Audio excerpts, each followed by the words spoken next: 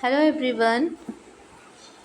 आज हम करने वाले हैं 51 तक हम कर चुके थे और 52 के आगे का क्वेश्चन हम आज करने वाले हैं। आज फिर से 50 क्वेश्चन हम करेंगे बिहार स्टेट जूलॉजी का।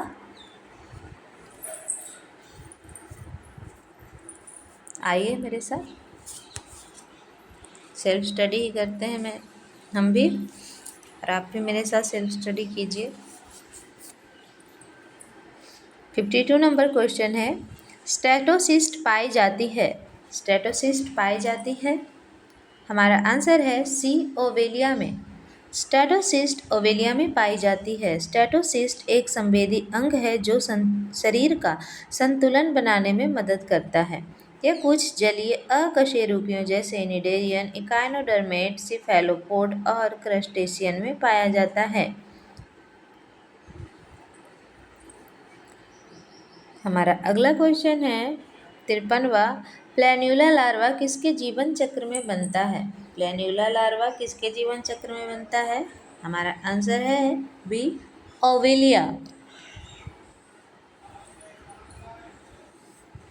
ओवेलिया के जीवन चक्र में प्लैन्यूला लार्वा बनता है। गैस्ट्रुला अवस्था आकार में लंबा होता है। गैस्ट्रुला अवस्था आकार में लंबा होता है। एक्टोडर्म सीलिया को धारण करता है। सीलिया को कौन धारण करता है, एक्टोडर्म, और जिनके परिणाम स्वरूप स्वतंत्र तैरने वाले प्लैन्यूला लार्वा का निर्माण होता है। ऊपरी सिरा चौड़ा तथा निचला सिरा पतला होता है। हमारा अगला क्वेश्चन है, कोरल चट्टानें कौन से जंतु बनाते हैं। कौन से जंतु कोरल चट्टानें बनाते हैं, हमारा आंसर है सिलेंट्रेट्स। कोरल चट्टानों को सिलेंट्रेट्स जंतुओं द्वारा बनाया जाता है। संघ सिलेंट्रेटा के एंथोजोआ वर्ग के कुछ जंतुओं के चारों ओर कैल्शियम कार्बोनेट का बाह्य कंकाल पाया जाता है। सभी जंतुओं को बाह्य कंकाल मिलकर कोरल बनता है, जो समुद्र में कोरल चट्टानों का रूप ले लेता है, जिसमें जीवित जंतु सुरक्षित रहते हैं। इन चट्टानों को कोरल रीफ भी कहते हैं, यानी इनमें छिपकर जंतु सुरक्षित रहते हैं कोरल चट्टानों में, जिसे कोरल रीफ कहते हैं। हमारा अगला क्वेश्चन टेनोफोरा फाइलम से है।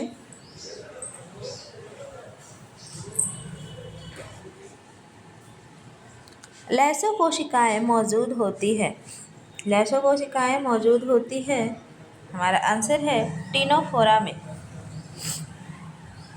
लैसो कोशिकाएं टीनोफोरा में मौजूद होती है। ये एक प्रकार कोशिकाओं के समान होती है, जो कि सिलेंड्रेट नाइडेरिया की थ्रेड कोशिकाओं के समान होती है। लैसो कोशिकाएं जीव के जाल में अंतर्निहित होती है। लैसो कोशिकाएं जीव के जाल में अंतर्निहित होती है। प्रत्येक में 2 उभरे तंतु होते हैं, एक सीधा और सर्पिलाकार, जिसमें चिपकने वाले सिर शिकार को पकड़ने के लिए उपयोग किए जाते हैं।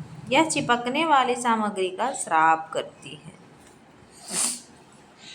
हमारा अगला क्वेश्चन है 56वां, समुद्री अखरोट किस संघ में आते हैं।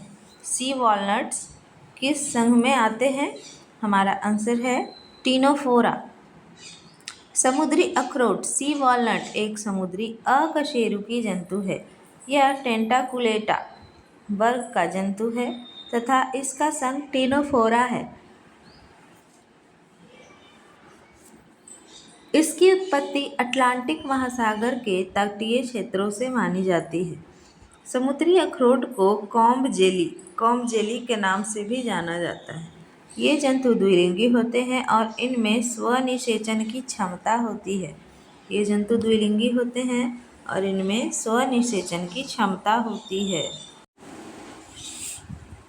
हमारा अगला क्वेश्चन है प्लेटीहेलमिन्थेस संघ से, यानी चपटे कीड़े होते हैं प्लेटीहेलमिन्थेस में। ज्वाला कोशिकाएं किसके लिए उत्सर्जन संरचनाएं हैं।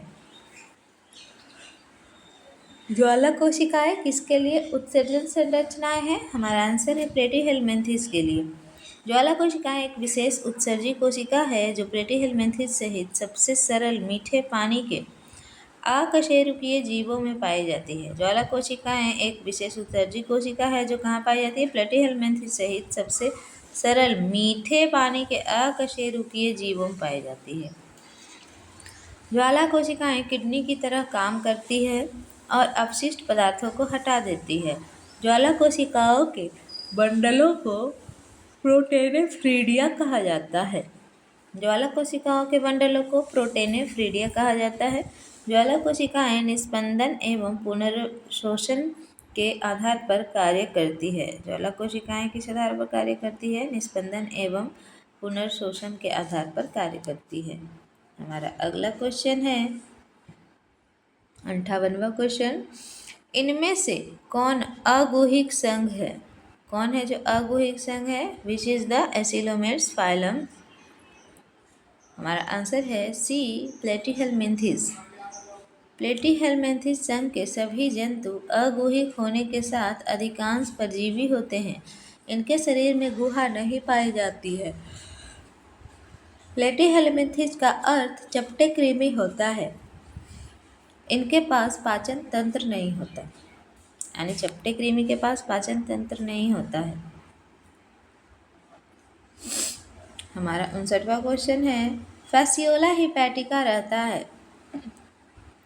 फैसियोला हिपैटिका रहता है भेड़ के यकृत में, यानी भेड़ के यकृत में क्या रहता है? Fasciola hepatica. हमारा आंसर बी है। फैसियोला हिपैटिका भेड़ के यकृत में रहता है। यह फैसियोलियासिस परजीवी संक्रमण का कारण बनता है। यह फैसियोलियासिस परजीवी संक्रमण का कारण बनता है, जिससे इसे सामान्य लीवर फ्लूक या भेड़ लीवर फ्लूक के रूप में जाना जाता है।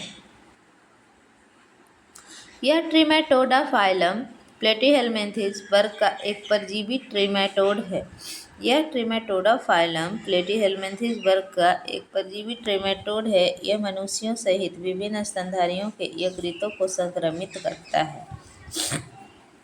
यानी यह मनुष्यों सहित विभिन्न स्तनधारियों के यकृत को संक्रमित करता है। फैसियोला हिपैटिका यकृत को संक्रमित करता है। किस फाइलम के प्राणियों में फ्लेम कोशिकाएं उत्सर्जन का कार्य करती है? किस फाइलम के प्राणियों में फ्लेम कोशिकाएं उत्सर्जन का कार्य करती है? हमारा आंसर है सी, प्लेटीहेल्मिन्थेस। फ्लेम कोशिकाएं प्लेटीहेल्मिन्थेस संघ के प्राणियों में पाई जाने वाली उत्सर्जक संरचनाएं हैं। वे परासरण विनिमयन और अपशिष्ट निष्कासन में कार्य करती है। फ्लेम कोशिकाएं इकाइनोडर्मेटा या आर्थ्रोपोडा संघ में नहीं पाई जाती है। हमारा 61वां क्वेश्चन है, शिस्टोसोमा को सामान्यतः कहते हैं। शिस्टोसोमा को सामान्यतः क्या कहते हैं? शिस्टोसोमा को कहते हैं रक्त फ्लूक कहते हैं। हमारा आंसर हो जाएगा सी, ब्लड फ्लूक, रक्त कृमि। शिस्टोसोमा को सामान्य भाषा में रक्त फ्लूक कहते हैं। फैसियोला हिपैटिका को लीवर फ्लूक कहते हैं। इकानोकोकस को डॉग टेपवर्म या हाइडेड वर्म कहते हैं और टीनिया सोलियम को पोर्क टेप वर्म तथा टी सैगिनाटा को बीफ टेप वर्म कहते हैं।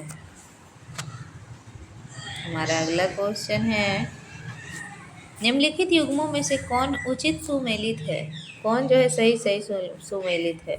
हमारा आंसर है सी, शिस्टोसोमा से ट्रिमेटोडा। शिस्टोसोमा को ब्लड फ्लूक भी कहते हैं। ये ट्रिमेटोडा क्लास का प्राणी है। ये द्विपोषीय पोषक होता है। इसमें प्राथमिक होस्ट मनुष्य है, द्वितीयक होस्ट मोलस्का है। डाइजेनेटिक पोषक के अन्य प्रकार taenia solium, fasciola hepatica, taenia saginata है।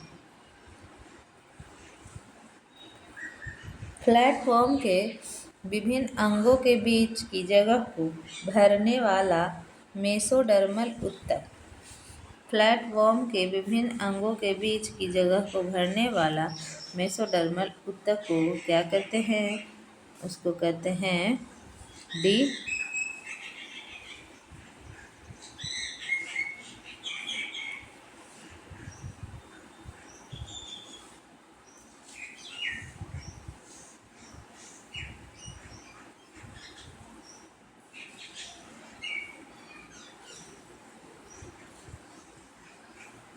फीताकृमि।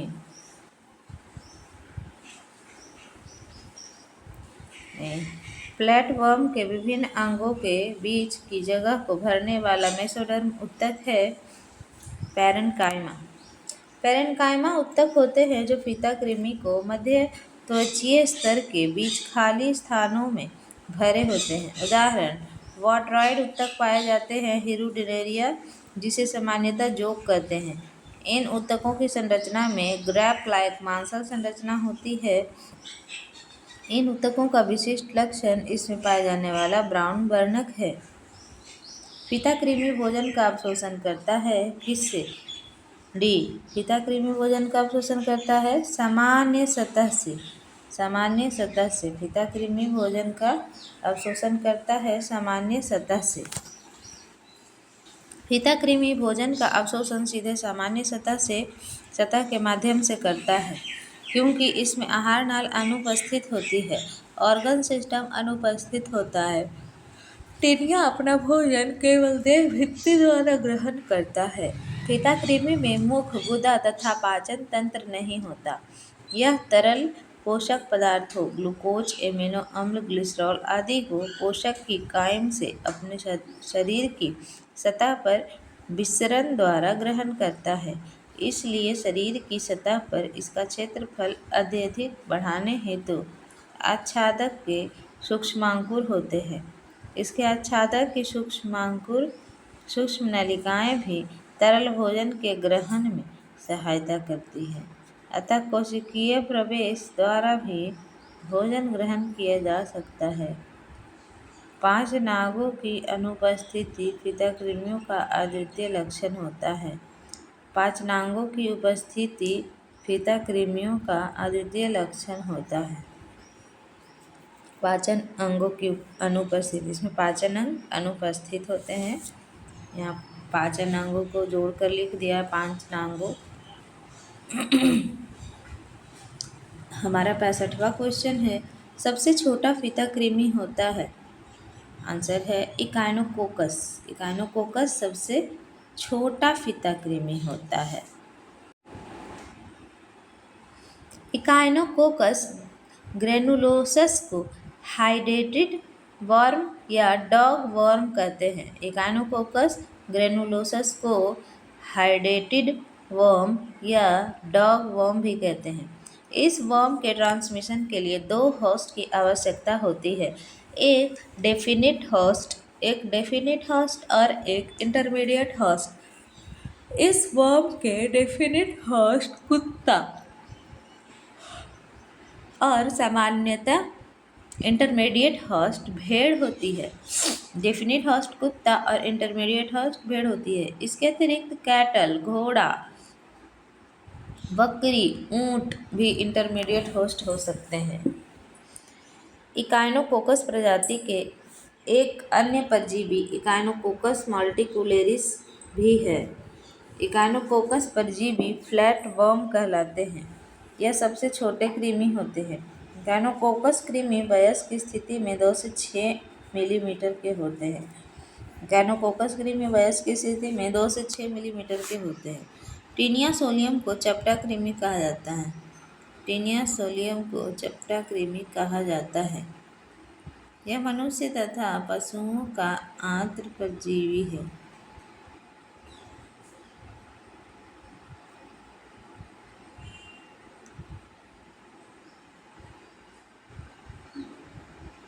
इकाइनोकोकस प्रजाति के एक अन्य परजीवी इकाइनोकोकस मल्टीकुलेरिस भी है। इकाइनोकोकस परजीवी फ्लैटवर्म कहलाते हैं। यह सबसे छोटे कृमि होते हैं। इकाइनोकोकस कृमि वयस्क स्थिति में 2 से 6 मिलीमीटर के होते हैं। टीनिया सोलियम को चपटा कृमि कहा जाता है। यह मनुष्य तथा पशुओं के आंत्र का परजीवी है। प्राथमिक पोषक हैं मनुष्य तथा द्वितीय पोषक हैं सूअर। इसे प्रायः सूअर मांस फीता कृमि तथा टी सैगिनाटा को गोमांस फीता कृमि कहा जाता है। अगला क्वेश्चन है, निम्न में से कौन से फीता कृमि में नर परिपक्वता उभयलिंगी होता है? नर परिपक्वता उभयलिंगी होता है निम्न में से कौन से फीता कृमि में? हमारा आंसर है टीनिया। टीनिया में नर परिपक्वता उभयलिंगी होता है। सामान्य तौर पर उभयलिंगी जानवर वो होते हैं जो नर के रूप में विकसित होते हैं लेकिन बाद में मादा के रूप में प्रजनन कर सकते हैं। यह उभयलिंगी जननांग तंत्र के विकास के लिए प्रोग्लॉटिड्स के सीमित स्थान पर ही परिणाम स्वरूप होता है। हमारा अगला क्वेश्चन है, कौन सी लार्वल अवस्था शिस्टोसामा के जीवन चक्र में नहीं होती है? कौन सी लार्वल अवस्था शिस्टोसामा के जीवन चक्र में नहीं होती है? हमारा आंसर है ए रेडिया। प्लेटीहेल्मिन्थेस संघ के जंतुओं में एक से अधिक प्रकार की लार्वा पाई जाती है। शिस्टोमा के जीवन चक्र में रेडिया लार्वा नहीं पाई जाती है। टीनिया सोलियम इस संघ का प्रमुख सदस्य है। इसमें उत्सर्जन के लिए ज्वाला कोशिकाएं पाई जाती हैं।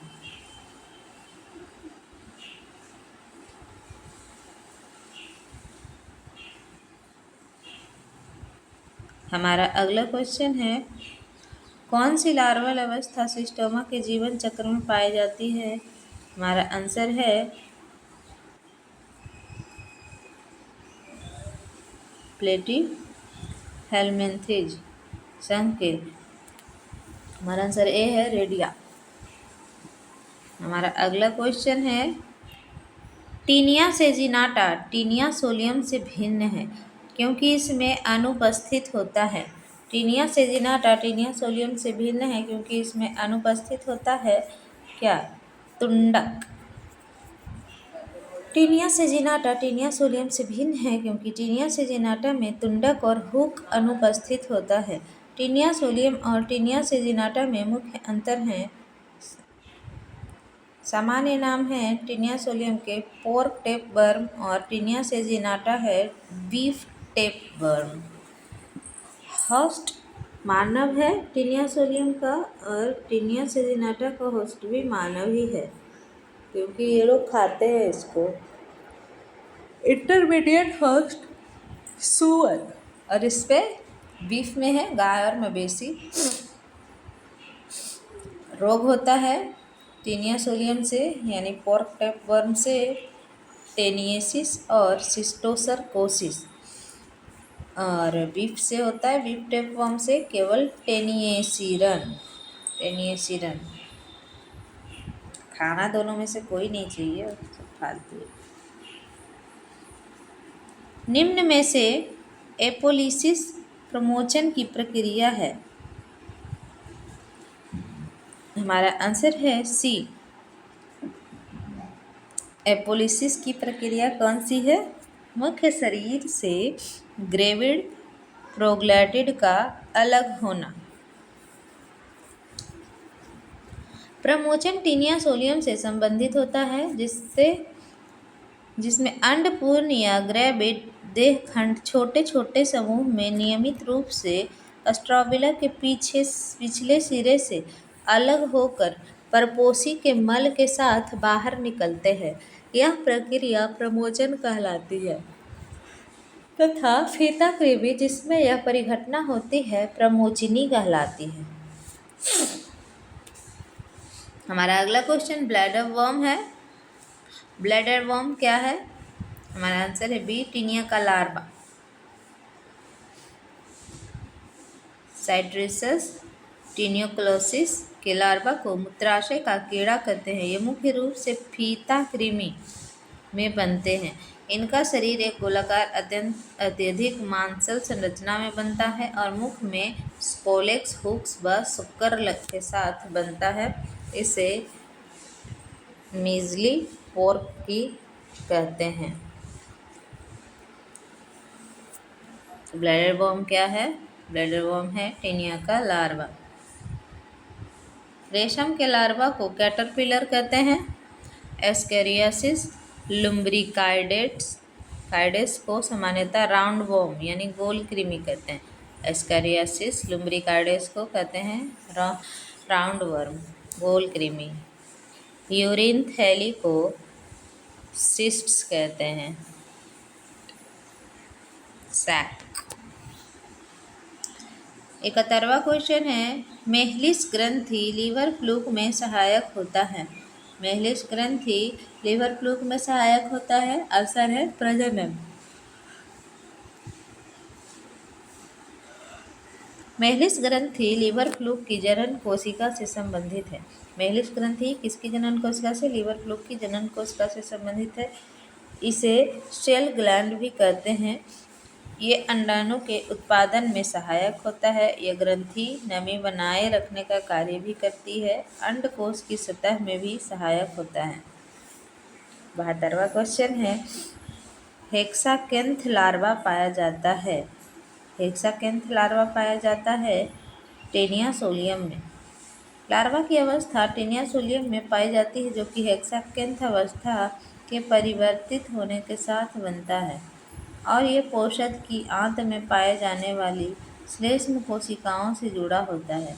ये सेस्टॉड्स के अंड उत्सर्जन द्वारा ऑन्कोस्फेयर्स बनाते हैं। हमारा अगला क्वेश्चन है, फीता कृमि किस वर्ग में आता है? फीता कृमि किस वर्ग में आता है? हमारा आंसर है टीनिया सोलियम। फीता कृमि आता है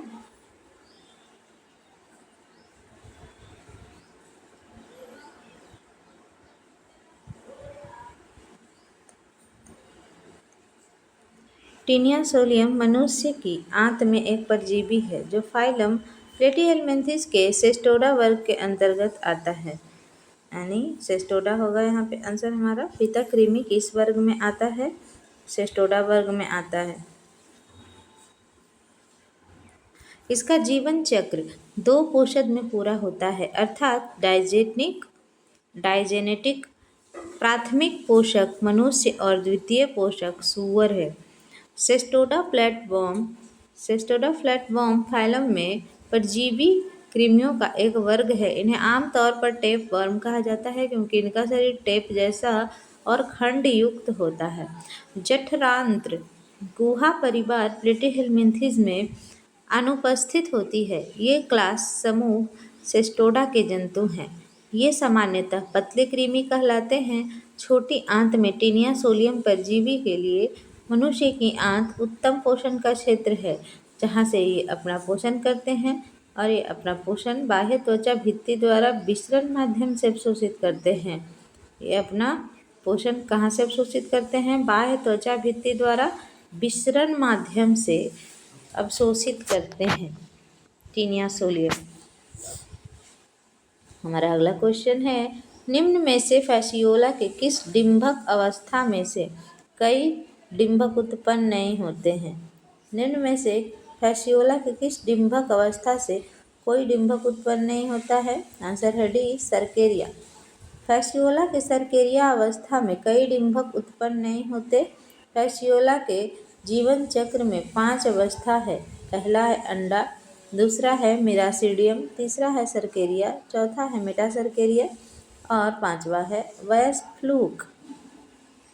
अंडे स्तनधारी आश्रयदाता के मल में पहुंच जाते हैं और मीठे पानी में प्रवेश करके मिरासीडियम में बदल जाते हैं। मिरासीडियम सर्केरिया में विकसित होता है, जो आश्रयदाता के शरीर से निकलता है और जलीय पौधों को ढूंढता है और संलग्न करता है। अगला क्वेश्चन है, पाचन तंत्र नहीं पाया जाता है।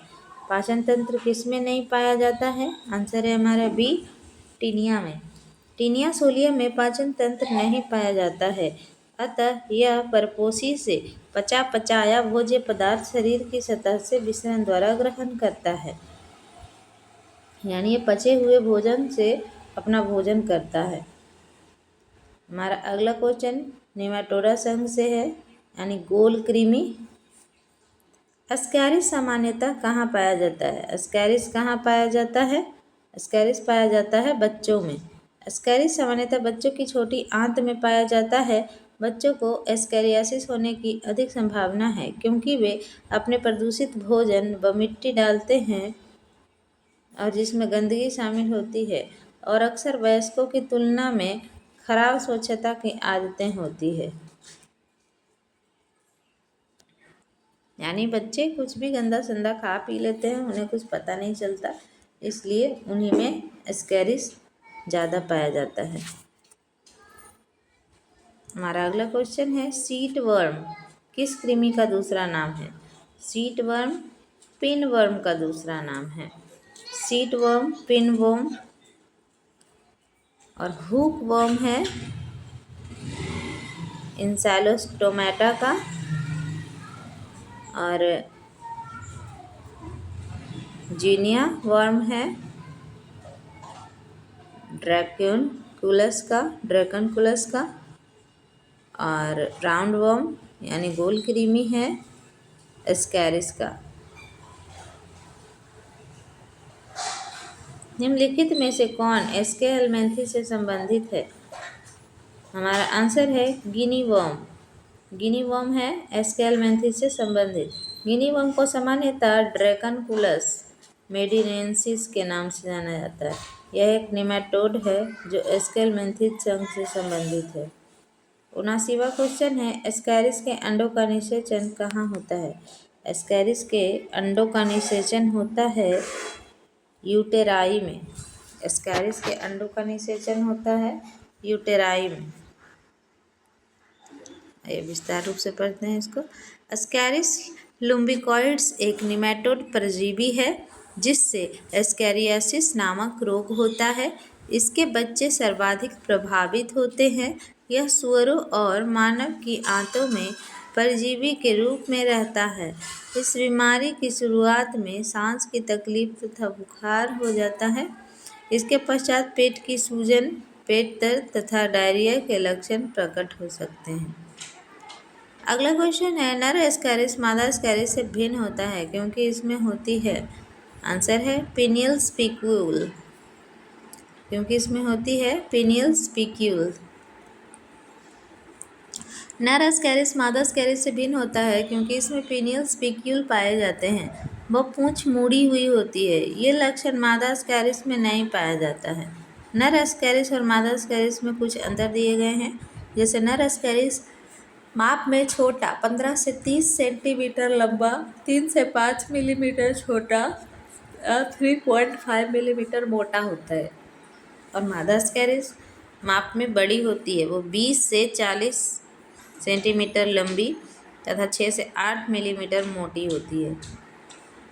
नर एस्कैरिस पश्च छोटा आधार तल की ओर मुड़ा होता है और पश्च छोर आधार तल की ओर मुड़ा होता है, और मादा एस्कैरिस में पश्च छोर सीधा होता है। नर एस्कैरिस अवस्कर द्वार से निकले एक जोड़ी पिनियल सूक होते हैं और मादा एस्कैरिस पिनियल सूक का अभाव होता है। नर एस्कैरिस पश्चगुद एवं अग्रगुद अंकुर उपस्थित होते हैं। मादा एस्कैरिस में अंकुर अनुपस्थित होते हैं। ये देखिए कुछ दिखाया गया है। यहाँ पे देखिए एफ में मुड़ा हुआ है उसका पूँछ, और इसका देखिए जी में सीधा है। जो इसका सीधा है पूँछ वो मादा है, जिसका मुड़ा हुआ है वो पुरुष एस्कैरिस। अगला क्वेश्चन है, एस्कैरिस का एम्फिड है। 82वां नंबर क्वेश्चन है, एस्कैरिस का एम्फिड क्या है? हमारा आंसर है बी, रसायनुवर्ती। एस्कैरिस का एम्फिड रसायनुवर्ती होते हैं। ओल्फैक्टो रिसेप्टर्स गंध स्मेल से संबंधित होते हैं। ओल्फैक्टो रिसेप्टर्स गंध से संबंधित होते हैं, और टैक्टो रिसेप्टर्स स्पर्श टच से संबंधित होते हैं, और बैरो रिसेप्टर्स दबाव प्रेशर से संबंधित होते हैं।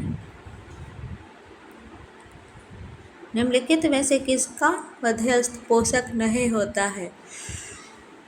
हमारा आंसर है सी, गोल कृमि। एस्कैरिस परजीवी नेमाटोड कीट की एक प्रजाति है जिससे छोटी आंत के गोल कृमियों के रूप में जाना जाता है।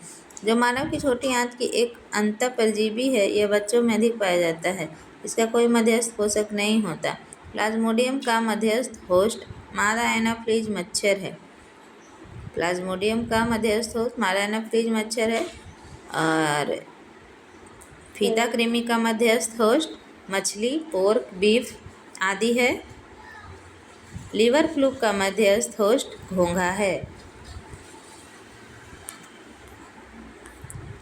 हमारा अगला क्वेश्चन है, किस परजीवी के लिए द्वितीयक पोषक की आवश्यकता नहीं होती है?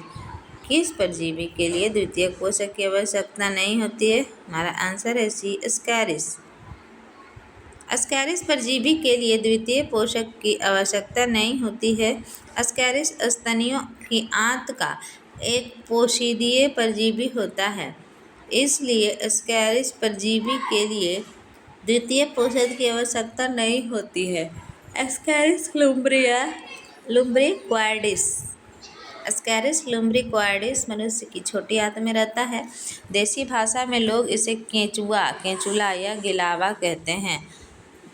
देसी भाषा में इसे लोग केंचुआ, केंचुला या गिलावा कहते हैं। केंचुआ तो मुझे पता था, पर केंचुला और गिलावा नहीं पता था। हमारा 85वां नंबर क्वेश्चन है, मनुष्य के अंदर रहने वाले अंतःपरजीवी में से निम्नलिखित में से कौन सा परजीवी पिंडज है?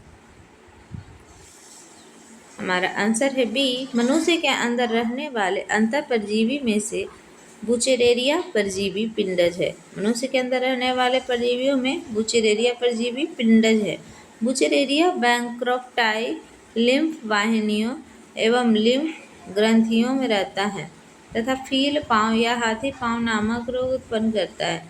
यह एक विषम परजीवी है जो दो अलग अलग आश्रयदाताओं अर्थात नर और मादा क्यूलेक्स मच्छर में अपना जीवन चक्र पूरा करता है।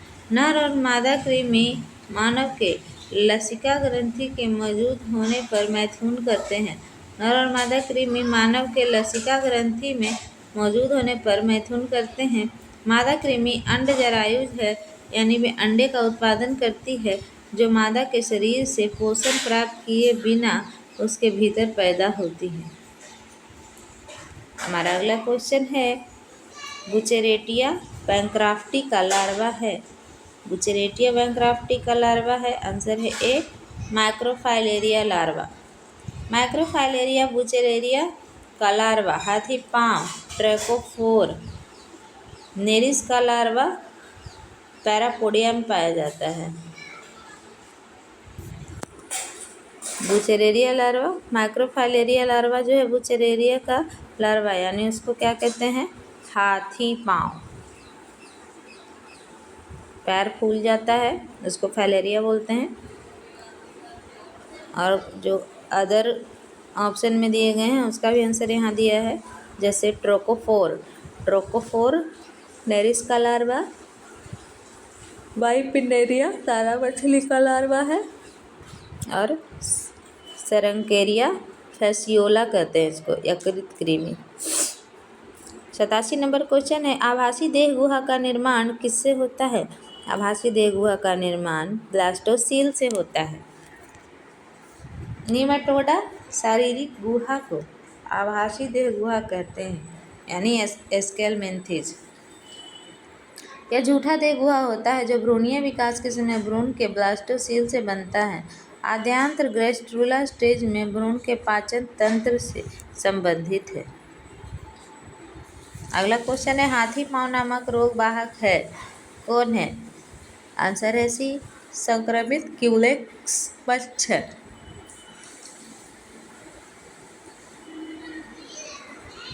हाथी पाँव बुचेरेरिया द्वारा होता है। हाथी पाँव बुचेरेरिया द्वारा होता है जिसका वाहक संक्रमित क्यूलेक्स मच्छर है। डेंगू एडिज इजिप्टी नामक मच्छर से होता है। डेंगू एडिज इजिप्टी नामक मच्छर से फैलता है। कालाजार नामक रोग लिस्टमेनिया डोमोवानी द्वारा होता है। कालाजार मच्छर लिस्टमेनिया डोमोवानी द्वारा होता है। अगला क्वेश्चन है, जरायुजता प्रायः मिलती है। जरायुजता प्रायः मिलती है किसमें? आंसर है ए, बुचेरेरिया में।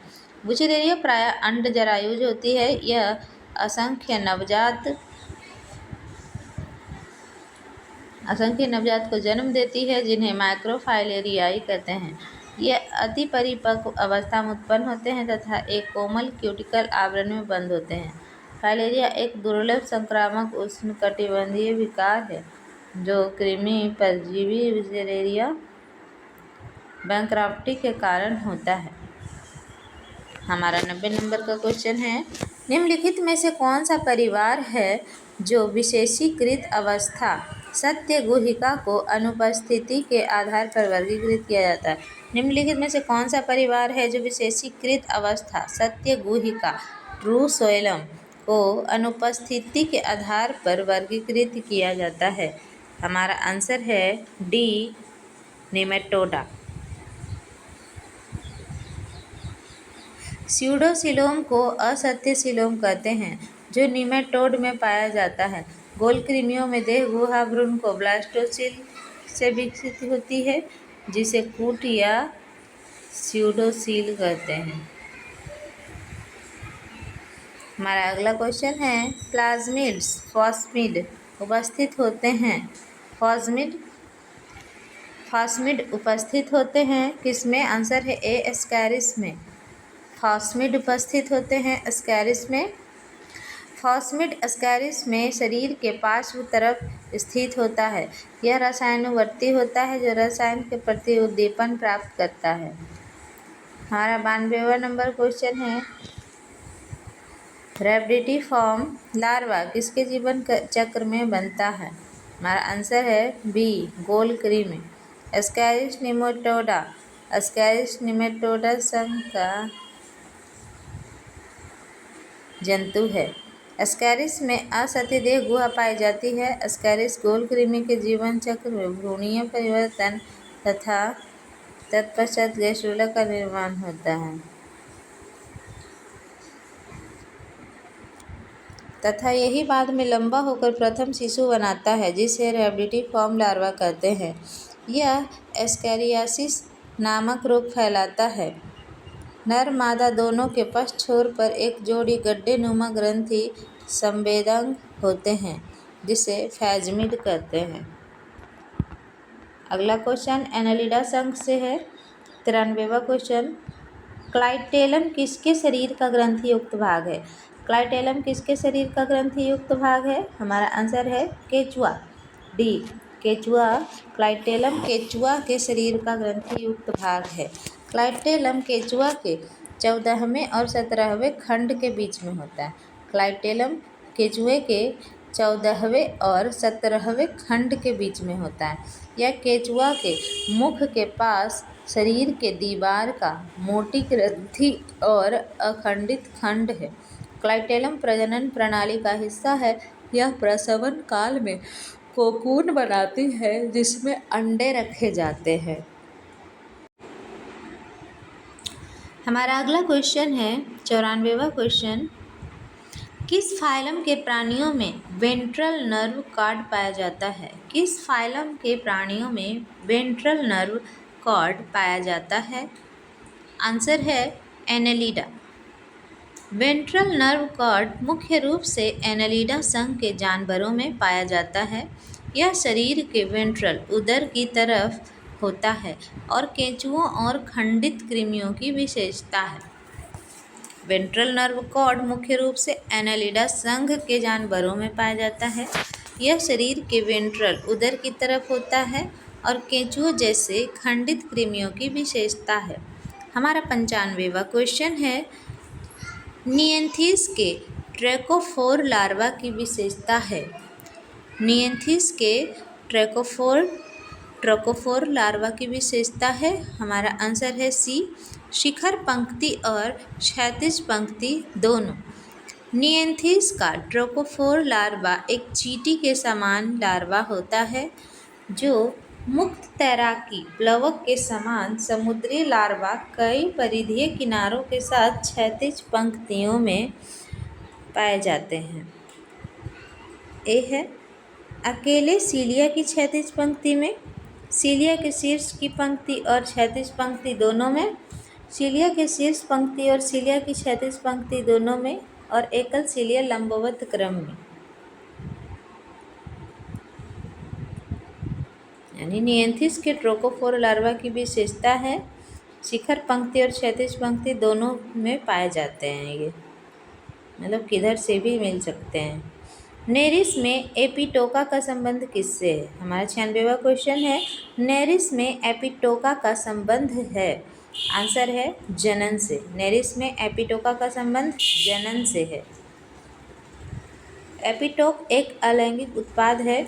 कुछ मादा नेरिस के काम वर्म एक पदार्थ उत्सर्जित होता है।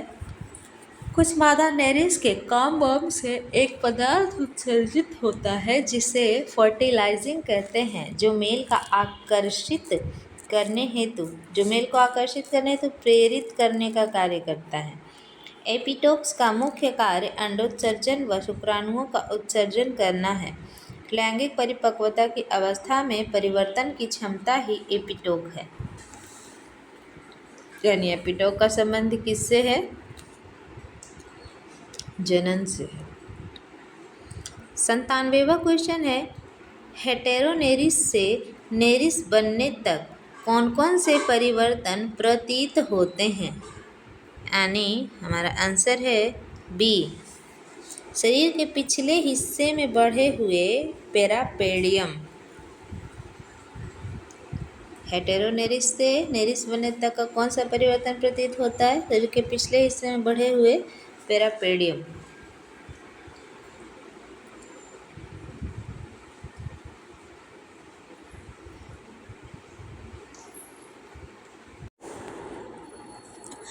नेरिस से हेटेरोनेरिस में रूपांतरण के दौरान पैरोपोडिया शरीर के आधे पश्च भाग में बहुत बड़ी व विशिष्ट प्रकार की हो जाती है। पेरिस्टोमियल शिरा बड़ी हो जाती है। आंत्र दबा हुआ व कार्यशील नहीं होता है। नेरिस के हेटेरोनेरिस में रूपांतरण के दौरान पैरोपोडिया शरीर के आधे पश्च भाग में बहुत बड़ी व विशिष्ट प्रकार की हो जाती है। पेरिस्टोमल शिरा बड़ी हो जाती है। आंत्र दबा हुआ व कार्यशील नहीं होता है। 98वां नंबर क्वेश्चन है। फेरिटीमा की देह भित्ति की वर्तुलाकार पेशीय स्तर में कौन सा वर्णक पाया जाता है? फेरिटीमा की देह भित्ति की वर्तुलाकार पेशी में कौन सा वर्णक पाया जाता है? हमारा आंसर है ए, पोरफायरिन। फेरिटीमा की देह भित्ति की वर्तुलाकार पेशी स्तर में पोरफायरिन वर्णक पाया जाता है। इस वर्णक की वजह से फेरिटीमा भूरा या क्ले के कलर का दिखता है। यह फेरिटीमा के शरीर को तेज रोशनी के खतरनाक प्रभाव से भी बचाती है। ये फेरिटीमा के शरीर को तेज रोशनी के खतरनाक प्रभाव से भी बचाती है। कौन बचाती है? पोरफायरिन। हमारा 99वां नंबर क्वेश्चन है।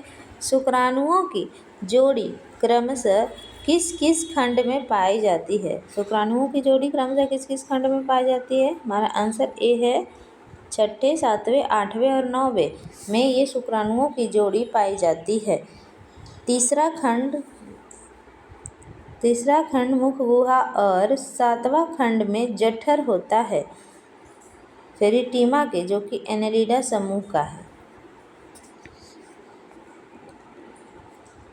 हमारा 100वां नंबर क्वेश्चन है। केंचुए में टिफ्लोसोल का क्या कार्य है? केंचुए में टिफ्लोसोल का कार्य है पाचन का अवशोषण। ओके बेटा।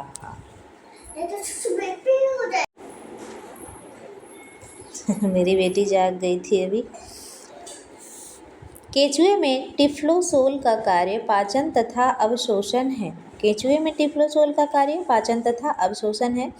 आंत आमाशय से काफ़ी चौड़ी और 15वें खंड के प्रारंभ से गुदा तक फैली लंबी नाल होती है। इसकी दीवार पतली होती है। इसके अधिकांश भाग 27वें खंड के प्रारंभ से अंतिम 34वें से 35वें खंडों के आगे तक में दीवार की मध्य पृष्ठ रेखा से गुहा में लटका एक मोटा भंज होता है, जिसे आंतभंज या आंत्रबलन या टिफ्लोसोल कहते हैं। हमारा 101 नंबर का क्वेश्चन है, केंचुआ में प्रोस्टोमियम का मुख्य कार्य है। हमारा आंसर है सी, यानी ए तथा बी दोनों, यानी मिट्टी खोदना और संवेदी अंग की सतह दोनों। केंचुआ में प्रोस्टोमियम का मुख्य कार्य मिट्टी खोदना है व संवेदी अंग के रूप में कार्य करना है। केंचुए में स्पष्ट शीर्ष नहीं होता है। शरीर के प्रथम खंड को परितुंड या पेरिस्टोमियम कहते हैं। इसके छोर पर अधर तल की ओर मुख द्वार होता है तथा पृष्ठ तल की ओर एक छोटा सा छल्लेनुमा मांसल पिंडक जिसे मुखाग्र या प्रोस्टोमियम कहते हैं। प्रोस्टोमियम मुख द्वार को ढकता हुआ आगे निकलता रहता है। स्पष्ट है कि यह शरीर का खंड नहीं होता है। हमारा 102 नंबर का क्वेश्चन है, केंचुए की क्लोरेगोगन कोशिकाएं कशेरुकियों की किस रचना में कार्यों में समरूप होती है?